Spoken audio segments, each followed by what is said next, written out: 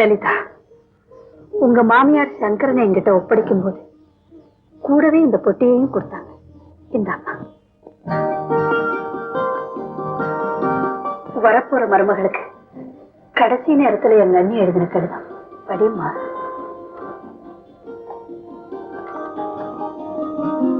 மகளே, உனக்கு நல்வரவு. இது பல சுமங்கலிகள் வாழ்ந்த வீடு.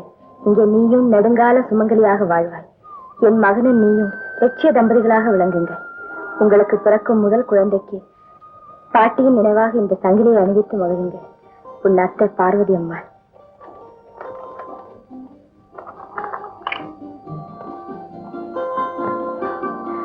பிறக்கும் தருவாயில கூட வரப்போற மருமகளுக்கு வாழ்த்து.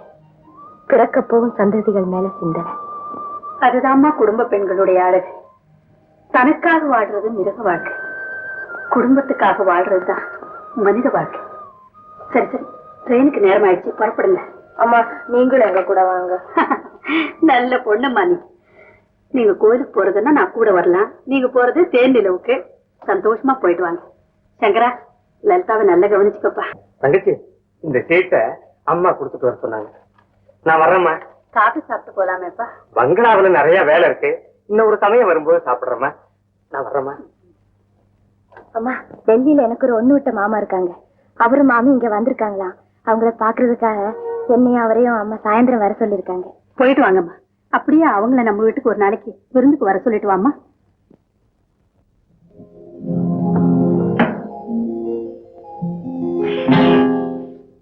லலிதா, லலிதா, இத வந்துட்டீங்க. என்னது? ஊசி.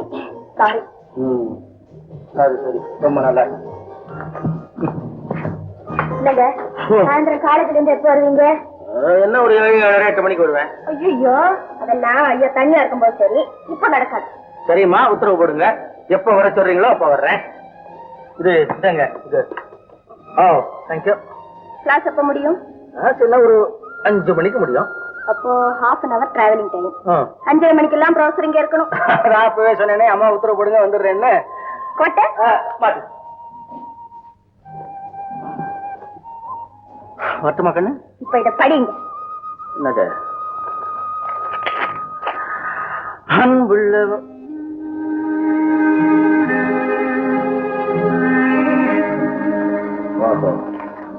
எதுக்காக சீக்கிரமா வர சொன்னேங்கிறது இப்பதான் புரியுது. நீ போயிட்டு வா. என்ன மட்டும்தான் வர சொல்லிருக்காங்கல்ல? லலிதா, ஒரு இடத்துக்கு போய் அவமானப்படுறதை விட அங்க போகாம இருக்கிறதே நல்லது. யாருக்கோ மரியாதை கொடுக்கறதுக்காக நம்ம மரியாதையை இழக்க முடியாது. அப்படின்னா நானும் போல. ஐயோ ஐயோ. ஆல் ரைட், நானும் கூட வரேன். 2 பேருமா சேர்ந்து போலாம். Okay? That's a good husband. Thank you, darling.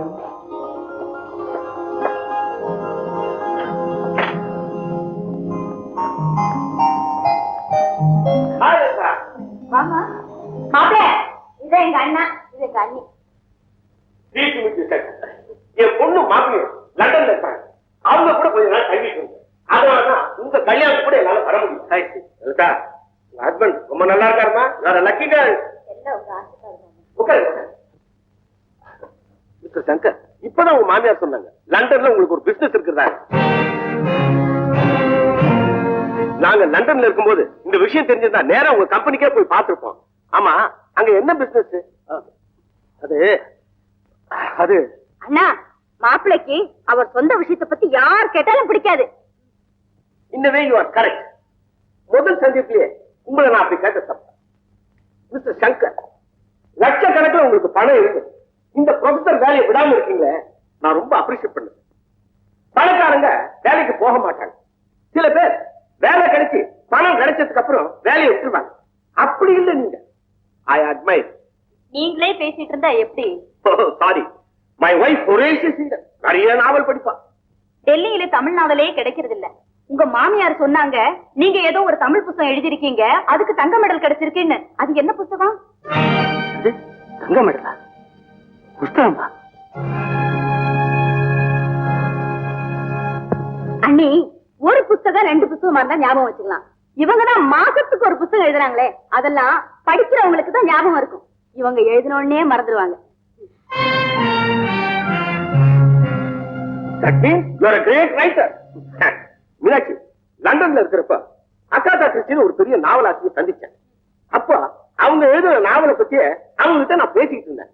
அதுக்கு அவங்க இந்த நாவல் ரொம்ப நல்லா இருக்கு, யாரு எழுதுனாங்க என்னையே பார்த்து கேட்டாங்க.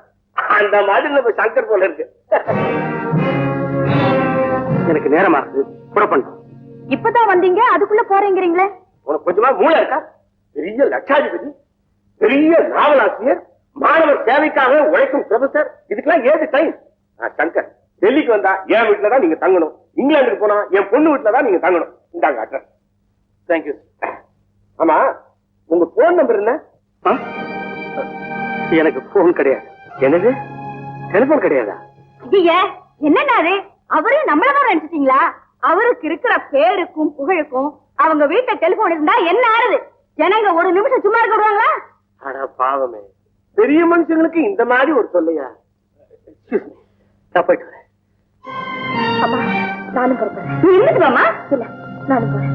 வரேன் மாமா. ஓகே. சரிதா,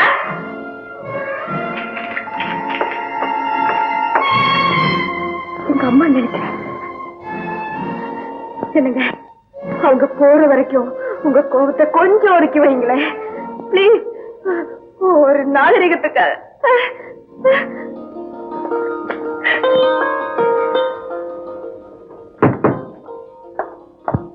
லலிதா, என்னம்மா விஷயம்? ஒண்ணும் இல்லம்மா, இன்னைக்கு டெலிபோன் கனெக்ஷன் கொடுக்கறாங்கல்ல, அது பார்த்து போதான் வந்தேன். இந்த பரபா எல்லாம் கரெக்டா பர்ஃபெக்டா கொடுக்கணும். இந்த சின்ன விஷயத்துக்கெல்லாம் நீ வரணுமாம்மா? ஆமா, இதெல்லாம் என்ன, ஏற்கனவே வீடு ரொம்ப அழகு, அதுல இந்த அவலட்சணம் வேறையா? அம்மா, அவங்களுக்கு பரவாயில்ல, இதுலயே வாழ்ந்து பழகிட்டாங்க. உனக்காவது இதை திருத்தமா வச்சுக்கணுங்கிற அக்கறை வேண்டாம்? அதுவும் இந்த வீட்லயே வாழணுங்கிற தலைவிதி வந்த பிறகு ஏமா வருத்தம்? இப்பவே எல்லாத்தையும் எடுத்து சுத்தப்படுத்துறேன்.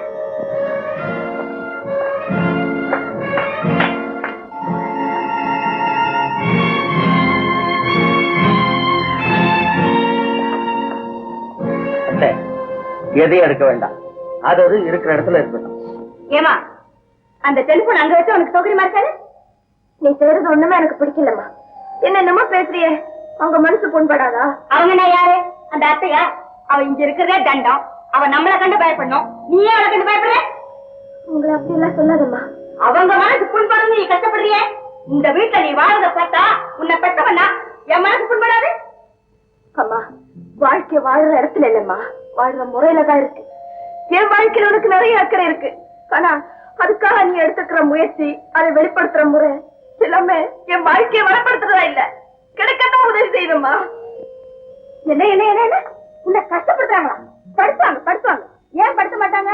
அருமை தெரியாதவங்க கையில பொண்ணை கொடுத்தா அப்படிதான் பண்ணுவாங்க. உன் தலையில நீயே மண்ணை வாரி குட்டிட்ட.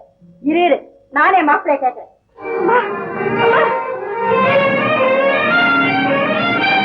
மாப்பிள்ள, நான் உங்க வாழ்க்கையில தலையிடுறேன்னு நீங்க லலிதாவை கஷ்டப்படுத்துறீங்களாமே? அம்மா, நான் அப்படியே சொன்னேன். நீ சும்மா இரு. எனக்கு நீங்க ஒண்ணுதான், மாப்பிள்ளை ஒண்ணுதான். நான் சொல்றதெல்லாம் உங்களுக்கு கோபமா தெரியும், ஆனா நான் சொல்றதே செய்யறது எல்லாமே உங்க நல்லதுக்கு தான். சமுதாயத்துல பலரும் போற்றக்கூடிய நிலையை நீங்க அடையணும். இன்னார் என் மாப்பிள்ளை அப்படின்னு சொல்லி நான் பெருமைப்படணும், அதுதான் என் ஆசை.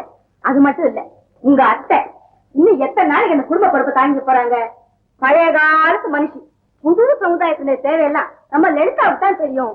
அவகிட்ட எல்லாம் ஒப்புறீங்க, அவ படிச்சவ.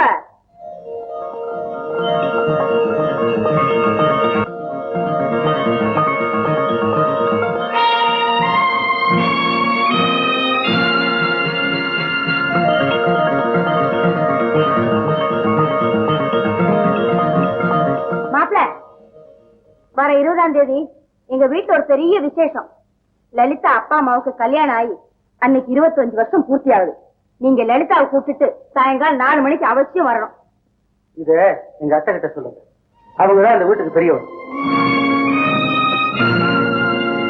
அம்மாடி, மாமியாருங்கிற மரியாதை கிடையாது, மனைவிங்கிற பாசம் கிடையாது. நீ பயந்து நடுங்கிற பார்த்தா ஒரு வேலைக்காரியோட கேவலமான இருக்கு. இதுக்கான உனக்கு கட்டி கொடுத்தேன். அம்மா, நாங்க சந்தோஷமா தான் இருக்கும். இன்னைக்கு நீ வந்தனாலதான் இவ்வளவு குழப்பம். உன்னை கெஞ்சி கேட்கிற, இனிமே நீங்க வராத.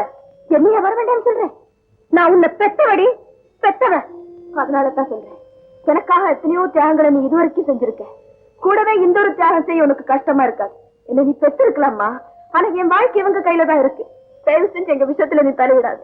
நாங்க எங்க முறையில நல்லாவே வாழ்வோங்கிற நம்பிக்கை இருக்கு. எனக்கு இல்ல, நான் போறேன். ஆனா ஒண்ணு, உங்களை என் வீட்டுக்கு அனுப்பி வைக்கும்படி அந்த அத்தகாரி கால விழுந்து நான் கேட்பேன்னு நினைக்காது. மாப்பிள்ள உன்னை கூட்டிக்கிட்டு வராரா இல்லையானே நான் அன்னைக்கு பாக்குறேன்.